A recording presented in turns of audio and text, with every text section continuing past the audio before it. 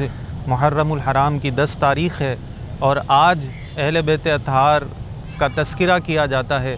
اہل بیت اطہار کے روشن چراغ حضرت زین العابدین کا انشاءاللہ تذکرہ خیر کریں گے۔ آپ کا اصل نام علی اوسط ہے، سخی ابن سخی حضرت علی اوسط امام زین العابدین کا ایک قصہ آپ کے سامنے گوش گزار کرتا ہوں۔ حضرت زین العابدین چونکہ اہل بیت اطہار کے روشن چشم و چراغ تھے، آپ رضی اللہ تعالیٰ عنہ کو دنیا بھر سے لوگ تحائف بھیجا کرتے تھے۔ آپ رضی اللہ تعالیٰ عنہ ان تحائف کو لوگوں میں صدقہ خیرات کر دیا کرتے تھے، یتیموں مسکینوں کی داد رسی کیا کرتے تھے۔ آپ ایک مرتبہ اپنے گھر سے راشن کا بورا اٹھائے کسی غریب مسکین کے گھر لے کر جا رہے تھے۔ حضرت امام باقر حضرت زین العابدین کے بیٹے ہیں، انہوں نے عرض کی کہ بابا جان آپ اتنی زحمت کیوں کرتے ہیں، آپ مجھے بتائیں میں اس غریب کے یہاں پر یہ بورا لے کر جاؤں گا۔ تو حضرت زین العابدین رضی اللہ تعالیٰ عنہ نے فرمایا اگر آپ وہاں پر لے کر جائیں گے تو مجھے آپ کو اس کا نام بھی بتانا پڑے گا اور میں کسی غریب کو رسوا نہیں کرنا چاہتا۔ آج ہم اپنی حالت دیکھیں کہ ہم اگر کسی کو صدقہ خیرات کرتے ہیں تو یہ چاہتے ہیں کہ ہمارا یہ عمل ظاہر ہو جائے اور لوگوں کو پتہ چلے۔ امام زین العابدین جیسی ہستیاں ہوا کرتی تھی